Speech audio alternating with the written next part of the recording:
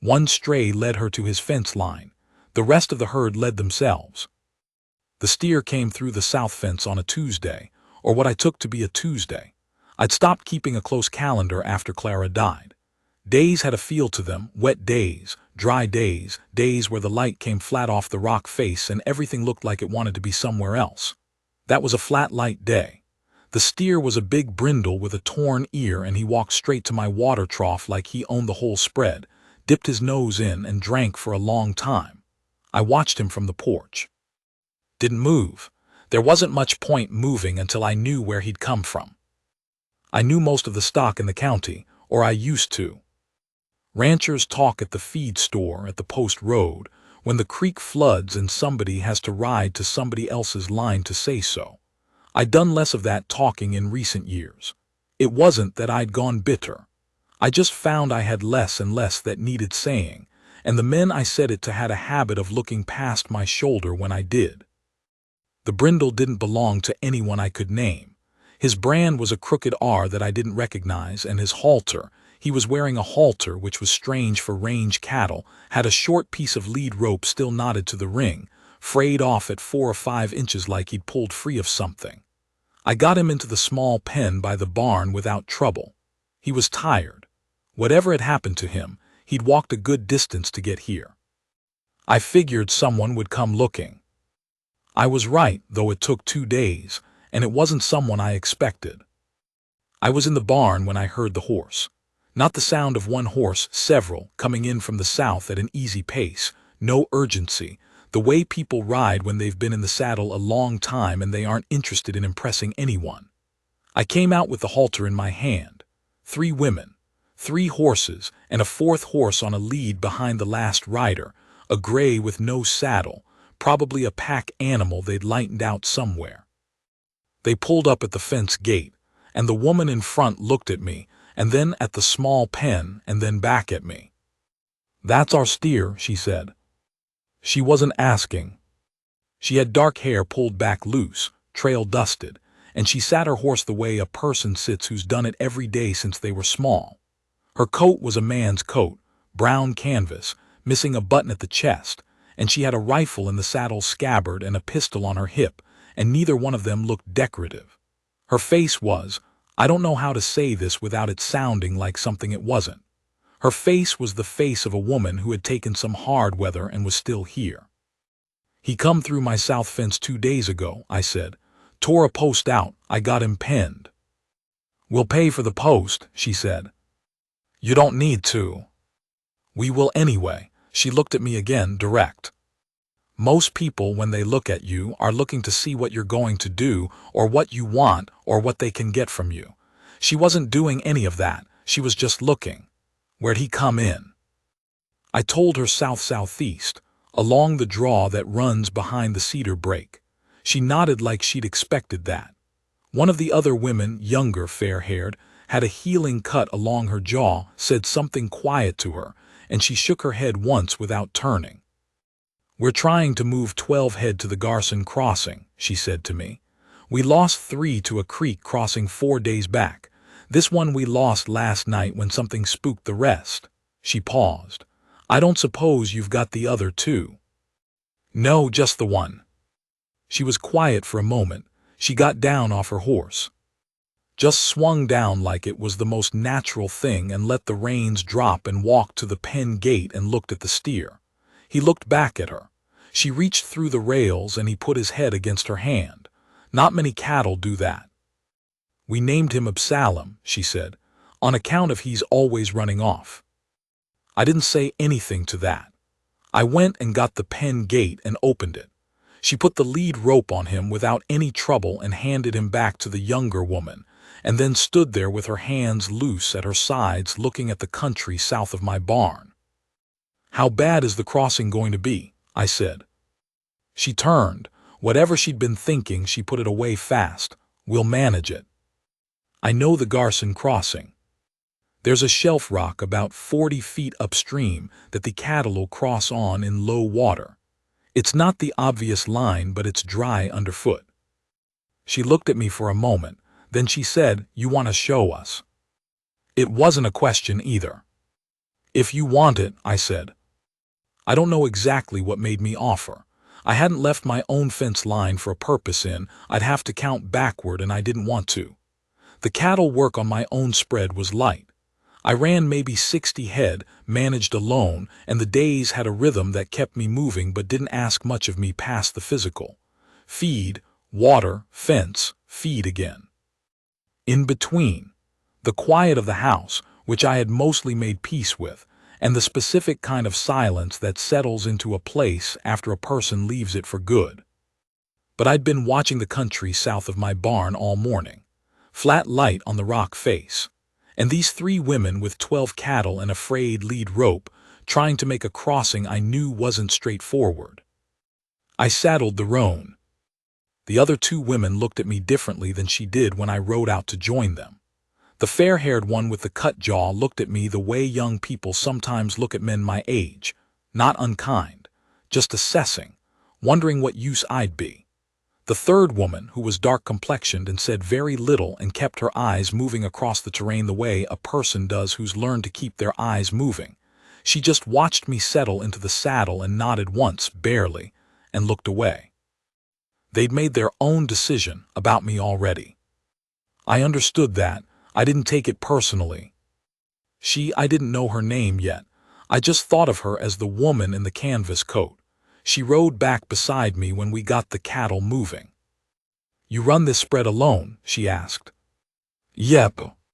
Long time. 3 years close to.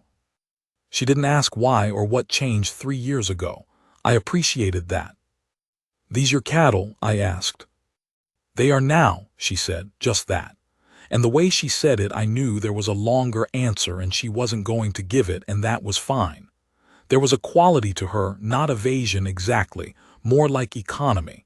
She said what was needed and saved the rest. I understood that too, since it was how I tended to operate myself. We pushed the cattle southwest along the base of the ridge, keeping to the creek bottom shade where the going was soft. The other 2 women worked the flanks without needing direction. They knew what they were doing. The fair-haired one was quick and light in the saddle. She could turn her horse on a dime, and she had an instinct for where a cow was going to break before it knew itself. The quiet, dark-complexioned one on the left flank was slower and steadier, and nothing got past her. They'd worked together long enough to not need words. The canvas coat woman rode point with me. What's your name? She said. Lyle, I said. Lyle Cord. She was quiet a beat. Nora, she said, and that was the whole introduction. We found the shelf rock where I said it would be. The cattle took it well, a little resistance at the lead, one young heifer trying to double back, and then Absalom walked out onto the shelf like he'd been there before, and the rest followed him in the unhurried way cattle follow something confident. The crossing took 20 minutes. No one got wet above the knee. On the far bank, while the cattle spread out to graze the bottomland grass, the fair-haired woman, whose name I learned was Calla, sat down on a flat rock and pulled off her boot and poured water out of it and laughed at the amount that came out. The dark-complexioned woman, Pillar, went upstream a little way and crouched by the water and drank from her cupped hands and didn't say anything. Nora stood at the water's edge and looked across at the country we'd just come through. That would have cost us 2 more head at the main crossing, she said. Probably, I said. Thank you, Lyle Cord. She said my name the same way she said everything, straight, no ornament to it. It had been a while since someone said my name, and it didn't feel like they were just making noise. I looked away at the cattle on the bottomland. Absalom had already found the best grass and was working it with his torn ear flopped to one side. Where are you taking them from here? I said. North, she said. We've got a buyer 2 days out. Then, I'd offer to pay you for your time, but I expect you'd say no. I would. Figured. She turned and looked at me with that direct look again. You always ride out to help strangers cross their cattle. No, I said. She waited. I don't know what made me, I said. It was the truth. I wasn't used to saying the truth that plainly to someone I'd known 3 hours, but it was what came out. Something shifted in her face. Not a smile, it didn't get that far. More like a slight easing, the way a person's face moves when they hear something they weren't expecting and it turns out to be better than what they were braced for. "All right," she said, and she left it there. They made camp on the bottomland that night. I had no reason to stay and I stayed anyway. I told myself I'd ride back in the morning. It wasn't far, the roan knew the way home, and 60 cattle could water themselves for one day. Calla started a fire and cooked beans from their pack and cut hardtack into it, and the 4 of us ate together by the fire with the cattle bedded on the flat behind us and the creek talking somewhere in the dark. Calla talked.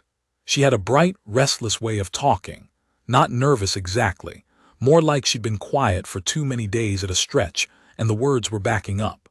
She told a story about a mule she'd had once that could open any gate with a latched bar but couldn't figure out a simple loop, and she acted out both the mule and herself trying to catch the mule, and even Pillar smiled at the end of it, which I got the feeling didn't happen often.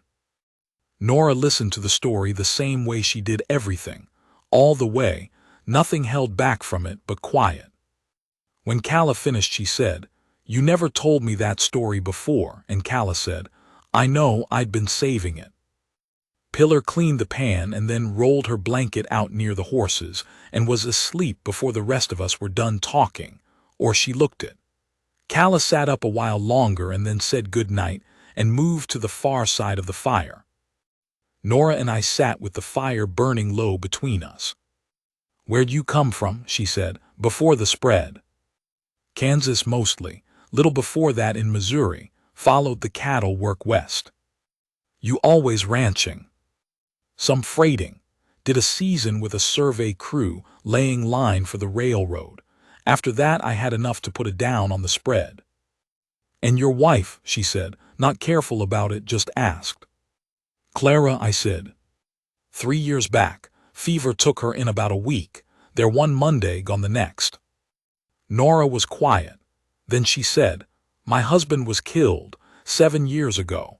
He wasn't a good man, but I'd gotten used to him, and the getting used to someone is its own kind of thing." "It is," I said. "Then some years on the drift," she said, not explaining more than that.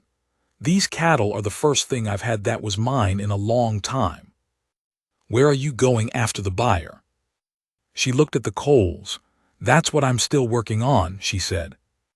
I turned that over. A woman with no fixed place to be, driving 12 head of cattle she'd come by in some sideways fashion, crossing hard country with 2 companions as self-contained as she was. What I knew about her life I could put in a hat. What I didn't know was a great deal more. "I've got good grass," I said, "more than 60 head can use." She looked up. "And the south fence needs a new post," I said, "where your steer came through." She looked at me for a long moment. The fire was low enough now that I couldn't read her face clearly. I could see her eyes. She had the kind of eyes that don't look away when they're thinking. "You're asking me to bring my cattle to your land," she said. "If you want to," I said. "That's a big thing to ask." "I know it." "You don't know me." "No," I said, "I don't." She was quiet again, long enough that I thought she might just let it go, roll her blanket out, sleep on it and ride on in the morning and I'd never see her again, which would have been that. But she didn't. She said, "I'll think on it." She thought on it for 2 days.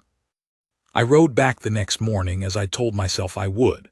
The spread was fine, the cattle watered.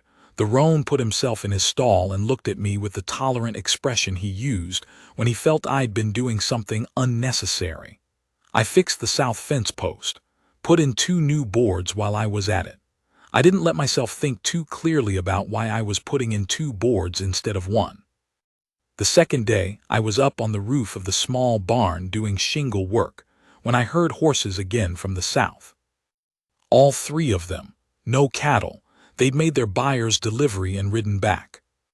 Nora pulled up at the gate and looked up at me on the roof. I had a mouthful of nails and a hammer in my hand, and I probably looked ridiculous, which didn't seem to bother either one of us. "The offer stand," she said. I took the nails out of my mouth. It stands. She looked at the fence line, at the new post, the 2 new boards. She looked at it long enough that I knew she'd registered all of it. Calla and Pillar are going north, she said. Their own road. All right, I said. So it'd just be me, she said, and 12 head. All right, I said again. She looked up at me on the roof for another moment. Then she got off her horse and walked to the barn door and looked in and then looked around at the spread in a measuring sort of way, not critical, just taking the full account of it, the way a serious person does when they're deciding something serious. You need help with those shingles, she said. I could use a second pair of hands, I said. She tied her horse to the rail and went to the tool shelf along the barn wall without being told where it was and picked up the second hammer and found the shingle nails and came up the ladder. She worked with the same economy as everything else about her. No wasted motion. She didn't talk while she worked. Neither did I. We did half the roof before the light went. I should say something about how it went those first weeks. It wasn't easy and it wasn't hard.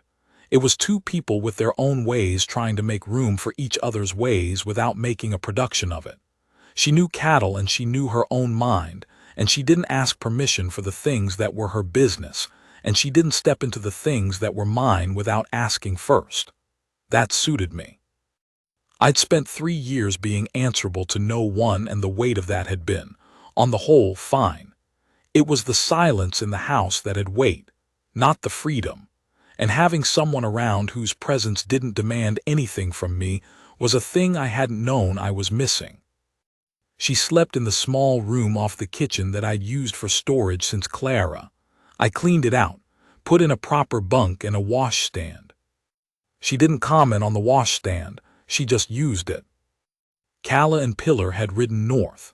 She talked about them sometimes in the evenings, stories that were funny or hard or both at once. The kind that come out of people who have been through something together and made it to the other side and can look back at it now. I gathered there had been a time that was considerably more dangerous than driving 12 head to a buyer, though she never laid it all out flat for me, and I never asked. What I knew was that she was here now, and the danger, whatever it was, had receded enough that she'd chosen to stop moving. She wrote her own line on my spread, and she didn't need me to show her how. She found things I'd let go in the small way a single man lets things go, a section of fence that was low but not broken, a water trough with an algae problem, a salt lick that had been in the wrong spot for the cattle's natural range. She fixed the fence. She cleaned the trough. She moved the salt lick. She didn't announce any of it. I just noticed it done. One morning, about 3 weeks in, I came around the corner of the barn and nearly walked into her coming the other way. We both stopped short. She was carrying a bucket of well water in each hand, and her hair was loose from the tie and across her face from the wind, and she looked at me over the top of the water buckets, and neither of us moved for a second.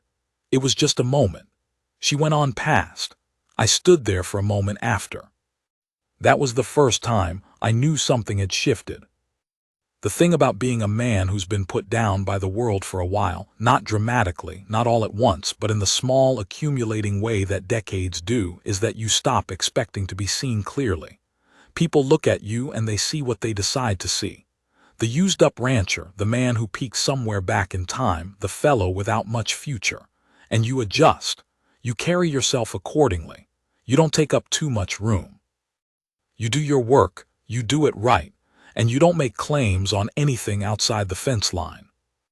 What I hadn't counted on was someone who looked and just looked. No decision already made before the looking. She saw my work. She saw how I ran the cattle, how I kept the place, how I was with the animals and with the few people who came out to the spread, the boy from the feed store who delivered twice a month, the neighboring rancher to the east who occasionally needed an extra hand for branding. She watched all of that without comment. She didn't flatter me. She didn't say much of anything, which was why it meant something when she did. About 5 weeks in, she came into the barn while I was treating a wire cut on one of her steers. It was a bad one, deep into the foreleg, Going to be a week or more of daily cleaning to keep it from turning. I'd been out there since early. I had the steer penned in the corner with a rope, and I was working the cut with carbolic, and the animal was not cooperative, but he was tired of fighting and I had him. She stood in the doorway, watched me work. I was aware of her watching and I just kept at it because there was nothing else to do but keep at it. When I finished and stood up and untied the rope, she said, "You're good at that." I looked at her. She wasn't saying it the way people sometimes say things they think you need to hear. She was saying it the way you report something you observed. "I've done it a few times," I said. "You're patient," she said. "The steer was giving you trouble for a while there and you didn't push him. You waited him out." "Pushing doesn't help." "No," she said, "it doesn't. Most men push anyway." I didn't know what to do with that, so I cleaned the instruments and put them back in the kit. She had moved into the barn by then and was looking at the steer's leg. "He'll be all right," I said. "I know," she said. She looked up at me. "I know he will." That was all. But the way she said it, "I know he will," the certainty in it, the fact that she'd seen enough of how I worked to be certain, I felt that somewhere I hadn't felt anything in a while. The trouble came in the 7th week. 2 men rode in from the road, not the feed store road, the south road, the way Nora had first come. They came at mid-morning when I was mending the west fence, and Nora was up near the north tank checking on the herd. I saw them from the fence line, and I put down my tools and walked back to the yard. They were young men, not boys, men, early 30s, the kind of men who have enough confidence to be careless with it. The one who did the talking had a star on his chest that didn't look like any county badge I'd seen, and I'd seen a few. "Looking for a woman," he said without greeting. "Traveling with cattle, brown hair, goes by Nora." "Don't know her," I said. He looked at the yard, at the 12 head of her cattle in the south pasture, at the second horse at the rail. "That right," he said, not a question. "Passing through," I said, "gone east." He looked at me. I looked back. Whatever he was reading in my face I had no idea, but I kept it flat and I kept my hands still. "She's wanted for questioning," he said, "about an incident in Cowboy County." "Can't help you," I said. The other man, who hadn't spoken, had moved his horse slightly to the left, getting a different angle on the yard and the barn door. I noticed that. I let myself notice it without moving. "You sure about that?" the talking one said. "I am," I said. They sat there another moment. Then the talking one looked at the south pasture again, at the cattle, and something passed across his face that was not quite decision, more like postponement. He touched his hat brim, which was a performance, and they rode back out to the south road. I stood in the yard until they were out of sight. Then I went north to the tank. Nora was there. She'd seen them come in from the ridge above. She'd moved up there when she saw the horses on the south road, which told me she'd been expecting something like this for a while. She came down the slope toward me and her face was set. Not afraid. Something harder than fear and more private. "What did they want?" she said, though I think she knew. "Questioning," I said. "Cowboy County." She was quiet for a moment, looking out at the cattle at the tank. "I didn't do anything in Cowboy County that I wouldn't do again," she said. "But I'd rather not go back there to explain that to men like those." "All right," I said. She looked at me. "You covered for me." "Yes," I said. "You didn't know what I'd done." "No," I said. She was quiet for a long moment. Then she said, "Those men will likely come back." "Probably," I said, "or send others." She looked at me steadily. I could see her thinking it through, the weight of it, what it meant to bring trouble to a man's land, a man who'd done nothing but offer her room for her cattle and a place to stop moving. "I should go," she said. "You don't have to," I said. "Lyle." "The fence is fixed," I said. "The cattle are settled. You moved the salt lick to the right spot and the herd's been working the north grass the way it should. I've been running this spread alone for 3 years and I've managed, but I run it better with you here and I think you know that. I stopped. I hadn't meant to say that much, but I'd said it and it was out. I'm not asking you to stay for your sake. I'm telling you what's true. She looked at me for a long time. The wind was moving across the tank, and the cattle were drinking, and the light was that afternoon light that makes everything look a little more itself. More rock, more grass, more whatever it is. She said, "That's the first time someone's told me I was needed somewhere in, I don't know how long." "I mean it," I said. "I know you do," she said. "That's what I'm sitting with." She stayed. The men came back 2 weeks later, different men this time, 3 of them, with a proper county warrant. I was in the yard when they rode in. Nora came out of the barn behind me and stood at my shoulder. I felt her there before I heard her. The lead man stated his business. He was more formal than the first 2, older, doing this by the letter. He had the warrant in his hand. Nora stepped up beside me, not behind me, beside me. "I know what that paper says," she told the man. "I was there. The man it's about came into our camp and he drew first and Pillar shot him to keep him from killing Calla." She said it level, no dramatics, the same way she reported everything she observed. "That's what happened in Colusa County." The man with the warrant looked at her, then at me. "You can speak to all of that," he said to me. "I can speak to this woman's character," I said. "I've known her since early fall. She runs straight." He folded the warrant and put it back in his coat pocket. He looked at Nora again. "There'll be a hearing," he said. "You'll need to present yourself." "I know," she said. "I'll be there." They rode out. Nora stood beside me in the yard until the horses were off the property. Then she let out a long, slow breath. Her hand found my arm, not grabbing, not leaning, just resting her hand on my forearm for a moment, steady and plain. "Thank you," she said. "You didn't need me," I said. "You did that yourself." "I needed you beside me," she said. And she said it like the simplest fact in the world, the way she said everything true. I put my hand over hers on my arm, just for a second. Then we both turned and went back to work.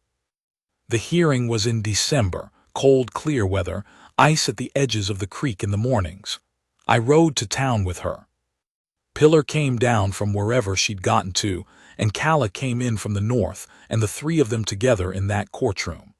They had a particular quality, the 3 of them, the quality of people who have been through something that most rooms have never seen and come out the other side intact. The hearing didn't take long. The Colusa County man who'd fired had a record that spoke for itself. The judge was a plain-spoken woman of 60 who asked her questions directly and listened to the answers and made her determination in 40 minutes flat. Nora walked out of that courtroom free and clear. Calla embraced her on the courthouse steps. Pillar stood to one side and gripped her shoulder once, firm. Then they both looked at me. Calla said, "You're the fence line man." "That's me," I said. "She's talked about you," Calla said. Her eyes were bright and a little sharp in the way of someone who finds people interesting. "She said you were steady." I didn't know what to say to that, so I said, "How's the North Country?" Calla grinned. Pillar almost smiled.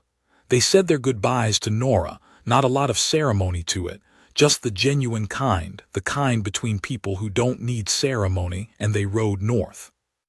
Nora and I rode back south together. Cold light on the plains, the horses breathing in the cold air, the land flat and wide in particular in the way December makes it. "Steady," she said after a while. She wasn't looking at me, just said it to the air in front of her. She say it like it was a bad thing.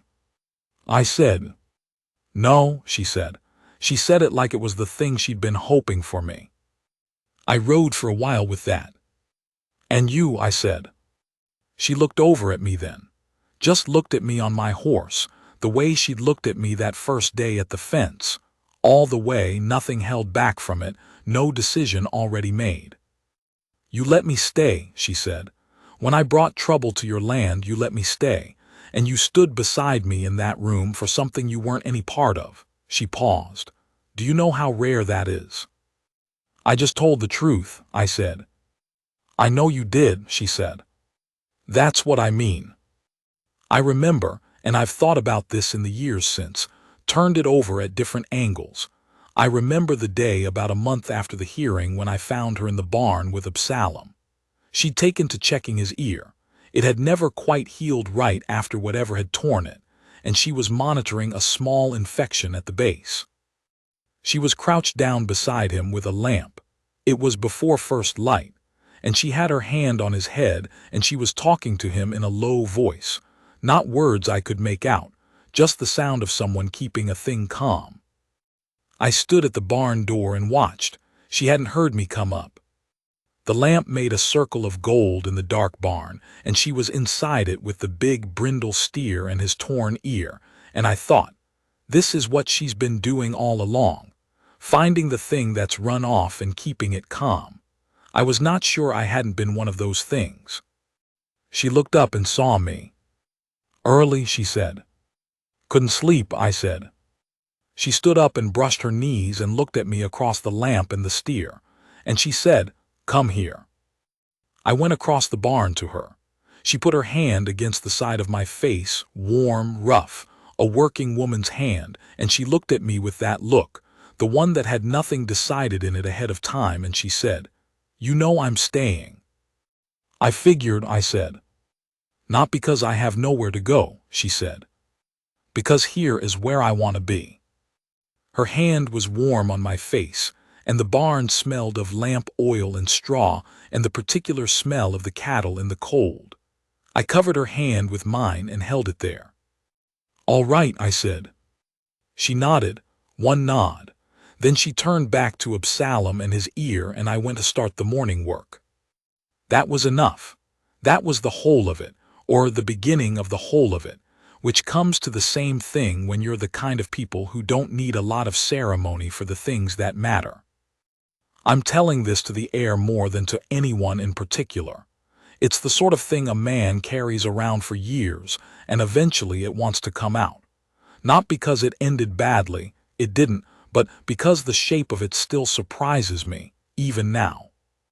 That a woman driving stray cattle across a man's fence line could be the thing that set him back on his feet. That all it took was someone who looked and just looked. No performance required. The spread runs well. Nora's cattle and mine are one herd now, and we don't think of it any other way. Absalom is still here with his torn ear and his habit of going where he shouldn't, and she still checks on him, and he still puts his big head against her hand. The south fence is solid. I put 6 new posts in the spring, and Nora set the wire, and we did it side by side in the cold morning, and when we were done she looked at the fence line and then looked at me and said, "Good," the way she says it when she means more than the word. I know what I am. I know what I'm worth. I didn't always, or I knew it and the world had been at it long enough that I'd stopped counting on anyone else knowing. And then a stray steer came through my south fence on a flat, light day, and behind him, 2 days later, came the woman who would look at me straight and tell me I was needed and mean every word of it. That's the whole story. That's all there is to tell.